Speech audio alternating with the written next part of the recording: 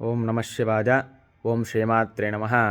ఈ రోజున మనము ఒక తల్లి యొక్క గొప్పతనాన్ని గురించి శాస్త్రం ఏం చెప్పింది అంటే, భూప్రదక్షిణ శక్తేన కాశీయాత్ర యజేన చ సేతుస్థానం శతైర్యచ్య తత్ఫలం మాతృవందనేత్.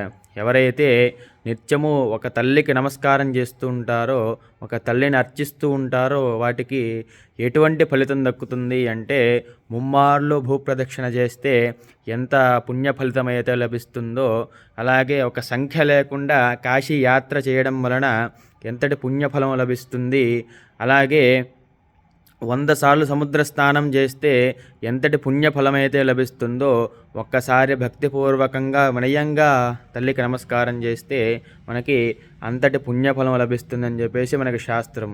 అంటే ఇక్కడ కేవలం తల్లిని పూజిస్తే ఎంత ఫలితం వస్తుందని కాదు, నిత్యము కూడా తల్లిని అర్చిస్తూ ఉండండి. అసలు ఈ ప్రపంచంలో నిజమైనటువంటి దేవతలు ఎవరయ్యా అంటే తల్లిదండ్రులు మాత్రమే. అందుకే మనకి శాస్త్రం చెప్పింది, మాతృదేవో భవ పితృదేవో భవ. తల్లిదండ్రులు ఇద్దరు కూడా దైవంతో సమానము. నిత్యము వారిని మనం దేవుణ్ణి ఎలాగైతే అర్చిస్తూ పూజిస్తూ ఉంటామో, వారిని కూడా అలానే అర్చిస్తూ పూజిస్తూ ఉండాలి అని చెప్పేసి మనకి శాస్త్రం చెప్తుంది. కనుక మన హైందవ సంస్కృతిలో మాత్రమే ఇంత గొప్పగా చెప్పబడిందమ్మా తల్లిదండ్రుల గురించి.